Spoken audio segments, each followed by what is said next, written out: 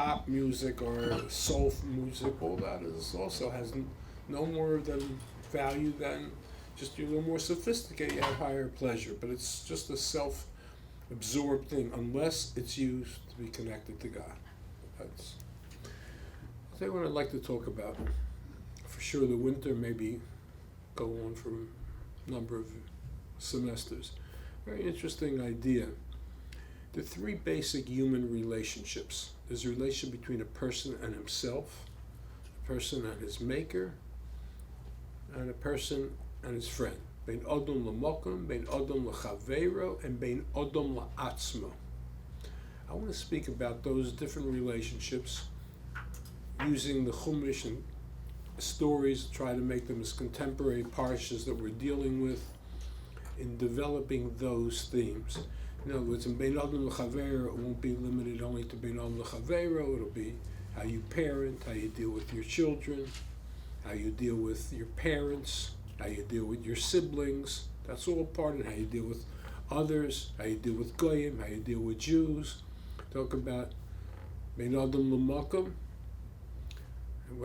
what exactly is our relationship with God, and Bein Odom la'atzmo, what is my relationship with myself.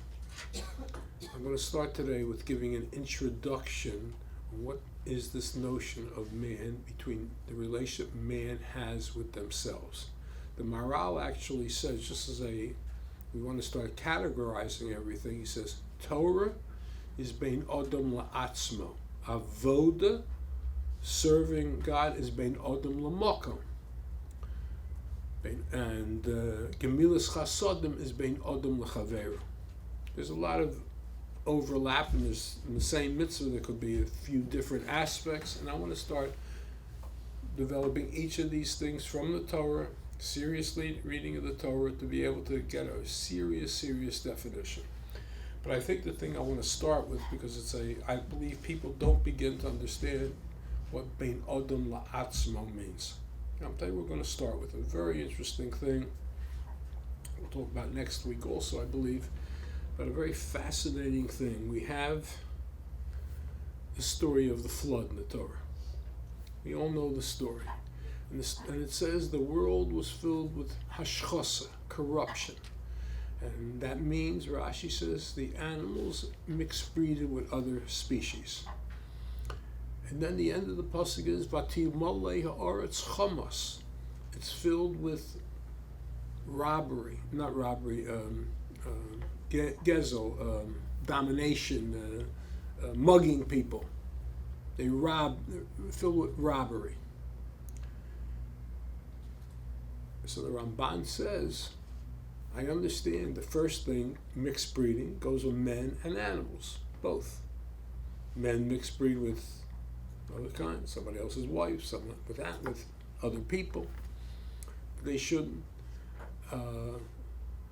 And animals did the same thing. But what does it mean, robbery? What does it mean, animals robbed? According to Rashi.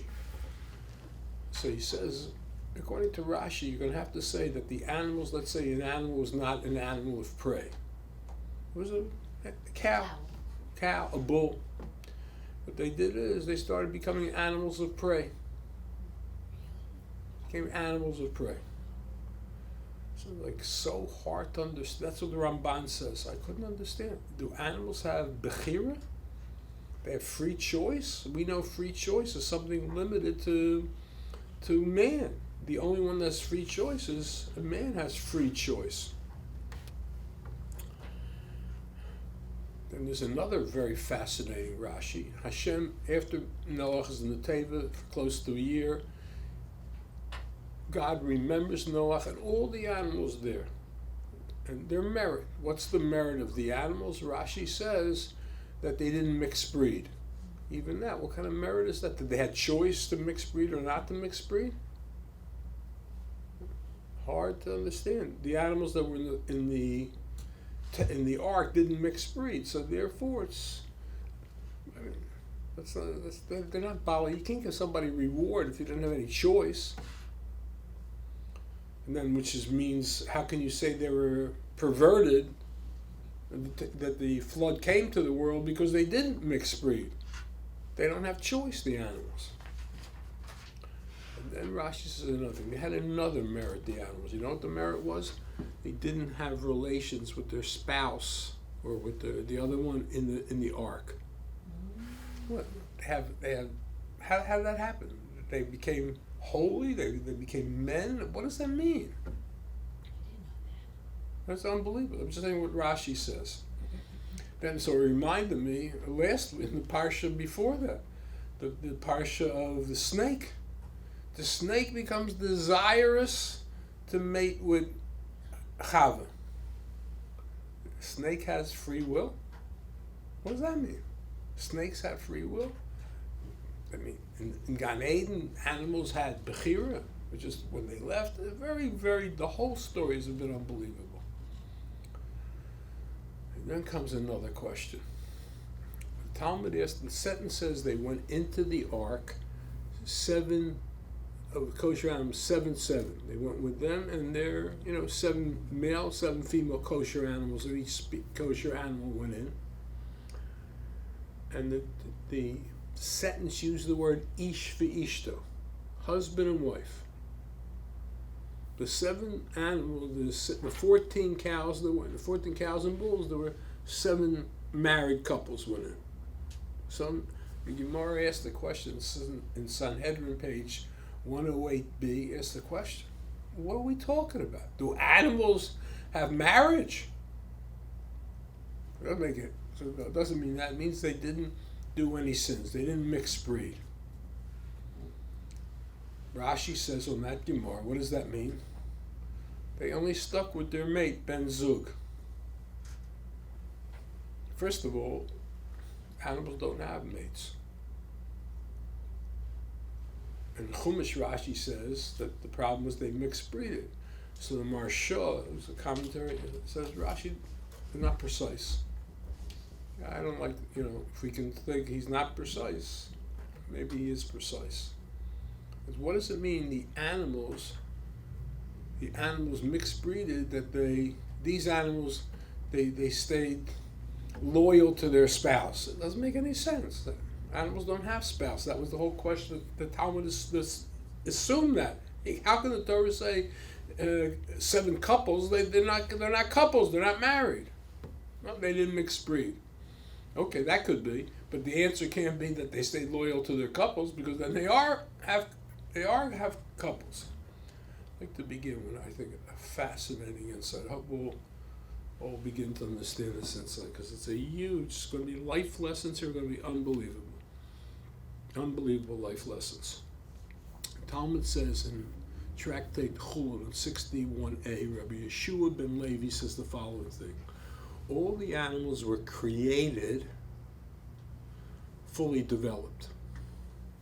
Number one. The second thing, they were created ledaiton, to their knowledge. Rashi says, what does that mean? God asked them, are they comfortable with the way they're being created? Yeah, that's what Rashi says. Ledaiton, just like it says in the Talmud, you can't marry a woman only ledaita. Doesn't mean you inform her. You need her comfort level to marry you. Do you want to marry me? Not, I'm marrying you. Do you want to marry me? That's the way the animals were created. And the third thing Rashi says, it's tzivyono, means that animals have different characteristics. And apparently it sounds like an animal, are you comfortable? No, I want to be a speedy animal. Became a jaguar. I don't want to move. You become a tortoise. Rashi says that tzivyonim, to the characteristics asher bocharu lohem, which means that they chose. What does that mean? Animals choose. What does it mean? Choose, agree to creation. You hear the question. I believe the Talmud is saying the following thing. Only man makes moral decisions. The only person who can know what's right or wrong is a human being. Nobody else was given the ability to choose. In fact, the sentence keeps on saying, God, they're going to be like us. They're going to be able to choose good and bad. Moral decisions is man. What does it mean the animals have moral decisions? The animals have no moral decisions. But there's one decision an animal has, and that is an animal chooses to be who he is. And everything he has the right the ability to be who he is or not to be who he is. But he has to be who he is because he was given the choice. He doesn't make a moral decision, an animal. There's no moral decisions, but he has to be true to what he chose to be. If an animal chose to be, let's say, not carnivorous, I want to be a cow. He can't start killing because he chose that. You have to be who you agreed to be. That's not a moral question of whether it's good to kill other animals to eat or bad to eat. There's no moral decisions by animals. They don't have the ability for moral decisions. But there's one decision. God wants them to be true to who they are. You know what I'm saying? True to who we are. You have to be who you are. And they had the choice of being who they were. Therefore, if you had the choice of being who you are, then you could have chosen not to be. But then he would have made you differently. But whatever you choose, you have to remain true to who you are. From the initial choice. Yeah. I mean, it means not each animal is born, the species which chose to be who it is. Let's start now. That means when an animal chose to be not a predator,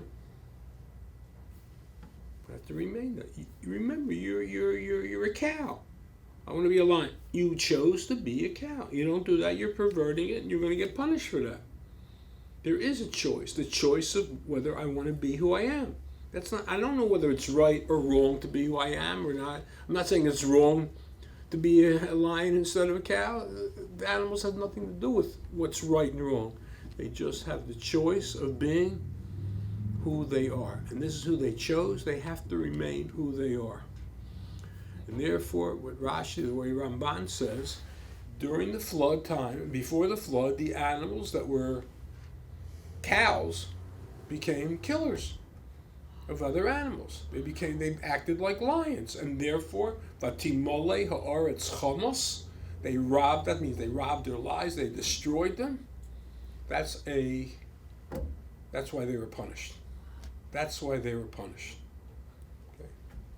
I'm explaining. The Ramban says, according to Rashi, that's, if you take the sentences literally, we have to say that the animals chose. Now, I want to explain a little bit even better. You understand it can't be a moral decision not to kill not to kill a cow. Because a lion kills a cow. A lion's not immoral. So now what about if a cow decides to kill another cow? Or a cow decides to kill a lion? It can't be a moral issue because killing a lion or a cow is not a moral problem. It's not a tovara issue. Animals kill animals. Predators kill it. So the only reason a cow can't kill a lion is not because it's wrong to kill lions. Why? Because he's not honest to who he is himself. Okay. Let's go now to the other thing it says over here. It says that they didn't have relations in the teva. They didn't have relations in the teva. I'm not talking about crossbreeding yet. They didn't have relations in the teva. What do you mean? They were so holy. That doesn't make any sense. Is it an animal is created in Parashat Beis to know it's subservient to man? That's the way an animal is created. It's subservient to man. Redo that man. You are under man. A lion, you're under man. You're under a man. If they're under a man, what about the Almighty? You don't even have to discuss it. Remember, you're a lion. You're not a man. You're a lion. And therefore, they understood. In the presence of God, they just can't, they can't have relations. They're animals. In God's presence, they can just remain in tremendous awe, the way they're supposed to be in awe of man. The snake, now we understand too. The snake, the problem with the snake is he wants to have relations with Eve, so therefore he's commanded in adultery. There's no commandment, so he wants to. So, but remember, you're an animal. You're not a man. You gotta remember. This is snake. You're a snake. You're not a human being, and therefore you have to be a snake. And if you want to be a human being, you're gonna get punished for that. That's what. There's no other way, seriously, to understand the whole story of creation. otherwise. Otherwise, I would say, well, this was the one exception. This was the one snake that was born as a human being. I mean, here human beings act like snakes, but I know that a snake can act like a human being. Doesn't make any sense. The answer is it's not a moral decision, but what is it? You got to be true to yourself. Now the Talmud says they mixed breeded, right? That was their sin. They mixed breeded. What's wrong with mixed breeding? That you're a lion that you gotta be, or you're a cow and you can't kill. That's who I am, right? That I can't. I'm in the presence of God. I gotta be submissive. I understand that too. But what does it mean? What's wrong with a cow having relations with a tiger? What's wrong with that? Because every animal had a mate. Not one mate. Every animal had a mate. What's the mate of an animal? The species. The mate of an animal is the species. The mate of the lion is all the lionesses, and the reverse. And the mate of the tiger is all the tigers. Rashi's telling us, well, you don't read the Talmud. The Talmud says they're not married. Well, they mixed breed it. You mean to say that they have choice to mix breed or not? It must be, because mixed breeding is part of their definition, of their self-definition. Where did they get that self-definition from? Because how did God create them? He created them as a pair. So therefore, a lion and lioness, that's the self-definition. When God said you're a lion, that means you and lioness are one. That's the way God created. So therefore, if you mix with a tiger, then you are mixed breeding. Otherwise, there'd be no problem with mixed breeding, because that's not part of your definition, who you're sleeping with. But since the part of your the way you were created was with a mate, that's why mixed breeding is wrong, because it violates your definition, not it violates the morality of crossbreeding. Do we hear that very clear? So coming out a very fascinating thing. Rashi's explaining how to understand the Gemara. When Rashi says they mixed with others, he says, well, they stayed with their mates. He means the mate doesn't mean one mate. It means the essence of the mate of a species is with its mate is one. That's who it is. God created all the animals, male and female. That's who I am, and therefore, if it mates with 10 lions, it's not a problem, or 10 different lionesses, that's not a problem. But if it goes to a different species, then it's violating who it is. Well, very interesting. This is very without a sentence in the Talmud, it's not prohibited. Without a sentence in the Torah, the Talmud says a woman could be married to 2 men. That's only a sentence. A woman could be married. You need a sentence. A woman can't be married to 2 men. That means it's possible, as long as the species are okay. Even on a human level, it'd be good, except the Torah says it's forbidden. You can't. So animals, Torah didn't say that. So the species are the mates. Has 2 mates, 5 mates, 10 mates, but it's the same species. What we're saying is that animals were created to be animals, and you have to know your own self-definition. Now, many of us take on a self-definition. I want to be an Orthodox Jew. I'm representing myself. I'm a Torah Jew. Forget about whether the action is moral or immoral. If you take that identity, then you have to, without the morality of it, you have the way you represent who you are, you have to be true to yourself. You have a relationship with yourself. And therefore, we find you in the front news of corruption and etc., etc. We don't even have to discuss whether you did something wrong, whether it's forbidden to steal from a guy or not, or whatever it is. You're not true to yourself. Because a frum person who says he's a Ben Torah doesn't engage in behavior like that. It's not because you violated a sin, it's you violated yourself. We have a responsibility to be ourselves. Now I'm going to explain what the people do not understand in the United States. And they're going to be working the next couple of weeks to figure out how did they misread the election. I love it. Now I'm going to tell you, this is such an important thing, and this is probably the reason that instinctively, what happened here? At the end of the day, Middle America voted Trump in, right? Middle America. Who's Middle America? For thousands of years, listen to me carefully, thousands of years, what was my self-definition for 5,000 years? No, I'm talking, Middle Americas. I'm a man. And what was your definition? You're a woman. No, I'm saying Yeah. in the world. Everybody knew a man is a man. Now what happened now, in the last 50 years, they want to get involved in relations that are immoral. They want to gay, lesbian, whatever they want to do. It's not that I know who I am and I'm doing something wrong. So what did I do? I changed my self-definition. Understand? I want to hear that we should understand this clear. A person changes self-definition. I'm not a man. I'm whatever I want to be. I now choose to be a woman. Once I choose to be a woman, I can do absolutely whatever I want. What they did was they rejected their self-definition in order to do what? To give them a license to behave in a certain way. 100 years ago, people knew they were a man and knew that gay was an improper thing.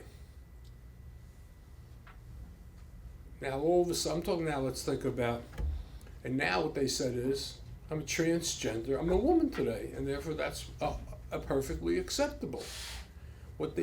Why are they doing that? The real reason is they want to do, I'm not saying this behavior didn't go on for many years, thousands of years. The Roman senators did things like this. I'm not saying those pervert, but they knew it was a perversion. It perverted who they were. So what did they decide? You can change your self-definition and then it doesn't become immoral to do something. We are obligated, a human being has to keep up his self-definition, the definition of what a human being that we knew for 5,000 years. You can't change your self-definition. If you change your self-definition, you have to understand you're not being really true to yourself. Why are we doing that? Because it gives us a tremendous license to do whatever we want. One second. I'll understand. I am a woman who has a child. No. This child is part of me. My self-definition is my child. That's a lie. That's not our self-definition. For thousands of years, a woman knew she was a woman. She was carrying a baby. And it was murder for her to do it. But we can change the self. That's part of who I am. That's part of who I am. It's a pro-choice. I do what I want. That's me. We have the liberals, what they've done was they don't remain true to themselves. They change their self-definition because now you can do whatever you want that was based on self-definition or what your definition. So now it only becomes a moral issue. Well, it's not a moral issue if you change your self-definition, that particular behavior. And it's interesting, and it's probably another worthwhile discussion. They don't want to admit to this. Not only won't they admit to this, if you think and you criticize and you say that this is not your self-definition, you're who knows, terrible. But it's much worse than that. They've done something else too. They don't want to say we're not moral. They created a new morality. You know what the new morality is? If you criticize their morality, you're a totally immoral person. All things that are not really moral issues, they've made moral issues. Because when I grew up, nobody ever with any brains ever bought a stock unless you had a tip. That's what people bought. Stocks, you had a tip, you bought a stock. You didn't have a tip, you didn't buy a stock. Then now it became the insider trading. 1967, the United States Supreme Court in Texas versus Gulf Sulphur decided if you have information, that was the whole stock market for hundreds of years was based on having a tip. I'm not saying it's a good idea, bad idea, but you understand, they made the new morality. It's because since they've created new morality, so you understand these are the most moral people in the world. These are the most moral people in the world. So it can't be that they're trying to do things that are immoral. Therefore, when they changed their definition, it wasn't because that's we really changed. They have to create new morality in order to prove to themselves, to everybody, how moral they are. And the new morality is so ridiculous, the things that they become. Was anything really harmful that the cops used to get with Dunkin' Donuts, a free donut? I mean, it's like so absurd. And it's like you get fired, you won't get voted. He used to take free donuts from that. When we grew up, I mean, by the way, it also engendered respect for the cops too. You understand, a cop was a public servant getting paid very minimal wages, putting a huge amount of effort. So he gave him a little, no, that's wrong. By creating new morality, that's in order for them to tell us how moral they are. And now that you're not moral, so therefore what they've changed identity is not a moral issue. It's not true. And that's why Middle America is still connected to the values that they grew up with. And they know they don't want to believe that there's a new self-definition. The liberals at top, the people who have especially a lot of money, they've created a new morality. Well, that new morality, and I mean, it's like a religion, this new morality. You can't even think against it. You can't express against it. You can't become dog catcher in Miami-Dade or in Miami Beach. It wouldn't make you a dog catcher if you weren't, either pro-abortion or you weren't pro-gay or pro-transgender. If you spoke out against it, there's something wrong with you. That is, Middle America knows that's not true. For thousands of years, this is who we are. This is who we are. And if an animal is not allowed to violate its self-definition, you can imagine a human being is not allowed to violate self-definition. This is not a moral issue. I'm not saying because the behavior is the problem. The behavior is you can't change your self-definition. You wanted to ask a question? Yeah, I just wanted to say, because it's very simple, they threw God out of the equation. So therefore, if God isn't part of the equation, you're free to do whatever you want. No. You're right, but not for that reason. Once Darwinism created that things evolve, then your self-definition evolved too. That's what it really started with. It's not a religious issue. Your self-definition did. You were originally this, but thank God we've evolved into a higher level of human being, that now I'm actually a man. You're right, 100%. The definition, we have to be true to ourselves. The basis of and that's what the Torah is, bein odom la'atzmo. This is why I'm just trying to explain what it means. The part of Torah, it's bein odom la'atzmo, to internalize, and we are given mitzvahs to reinforce this feeling of who we are, who I am as a person. And being what I am as a person is the basis of everything. There's moral issues, not moral issues, but even if you have no idea of morality, animals have nothing to do with morality. An animal has to be true to who he is. A human being has to be true to who he is. I'm getting off track a little bit with the political aspect. I think Hillary's downfall was her bringing in all these celebrities and thinking that because they were supporting her, that people would vote for her. And in the, across the board, people who can't even, they're going to pay for their medicine and they're going to pay for food. What do they care if Beyonce is up on the stage or Katy Perry or all the? I mean, it's just another reality that they can't even relate to. And I think it finally clicked that this isn't what we want. We want to have a paycheck that we can, continue our lives and give our families. Okay, I mean, that's part. I'm just saying those are all issues. The fundamental issues. This Democratic Party has become so. It violates my sense of being a person. They're making me a new person. And that's something that Middle America and me can't live with. You can't live with that. You're not who you thought you were, but the way we defined ourselves for 5,000 years. Nobody can really live with that. Unless there's so many things you want to do and so many perversions you want to do that it's worthwhile changing that and blocking that out of my head. Now I can travel more and I can kill my kids for abortion. I don't even like the gender. I can do all this stuff. Now I can travel. Or it's hurting my figure, I want to get rid of it, whatever it is. That's just the way of justifying. But decent people, the Middle American people that don't have these same appetites, want to start. I know who I am. I knew my father knew who he was, and my grandfather knew who he was, and my great-grandfather. And that, I think, is I think that's the huge problem in America is we lost our sense of, not our sense of moral skill. They haven't become less moral. They've created new morality. Because once you change your self-definition, you can actually create a new morality. Of course, it's just based on being able to do what you want. But if the animal kingdom is held responsible, just be who you are. Remember, you were created to be who you are. And the animal, remember, and you were told who you are, and you agreed, you were comfortable being who you are. Then you have to remain who you are.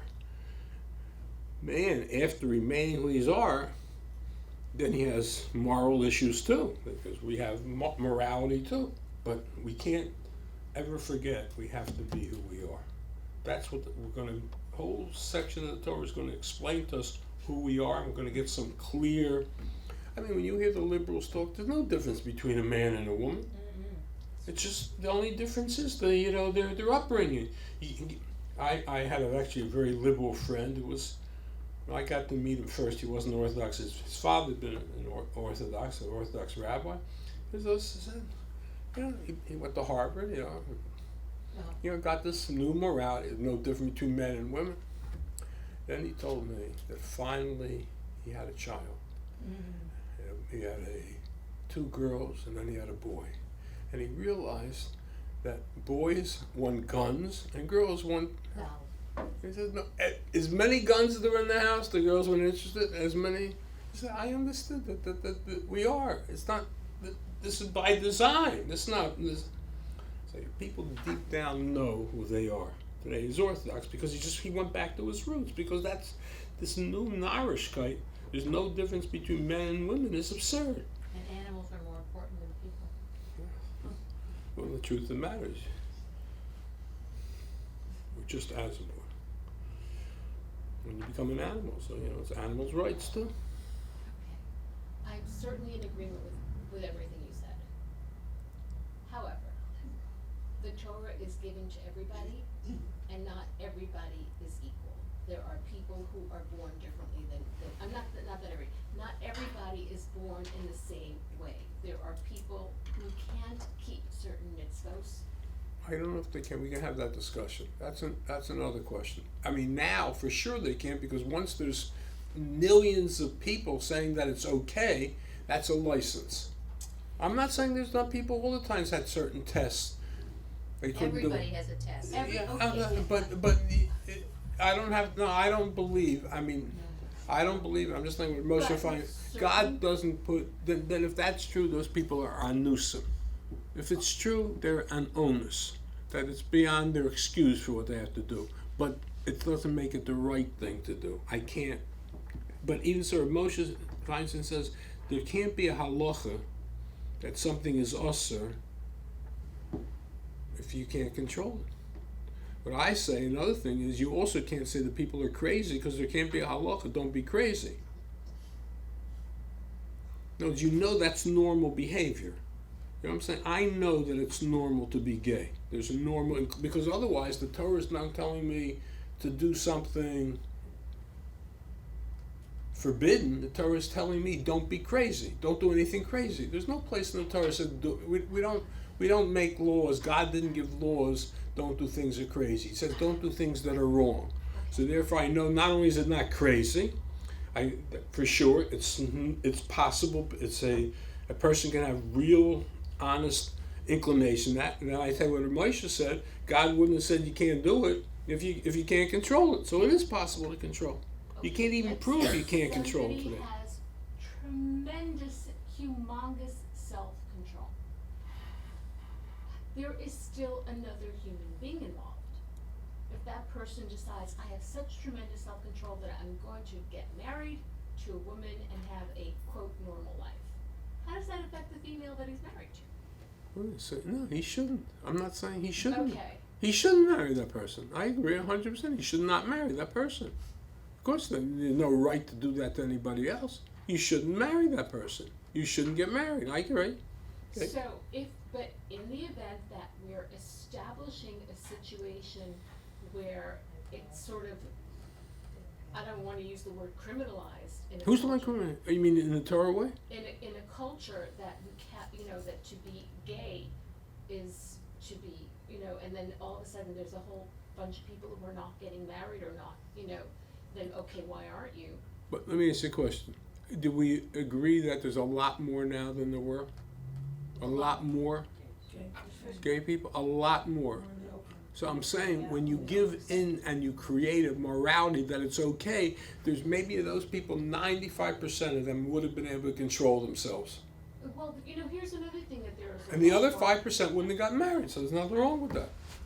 There's also a lot more people that you see